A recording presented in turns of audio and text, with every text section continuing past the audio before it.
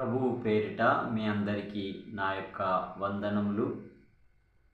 క్రొత్త నిబంధన గ్రంథంలోని నాయీను అను విధవరాలిని గూర్చి ఈ సమయమందు తెలుసుకుందాం. లేఖన భాగం లూకా సువార్త 7వ అధ్యాయము 12వ వచనంలో కనబడుతుంది.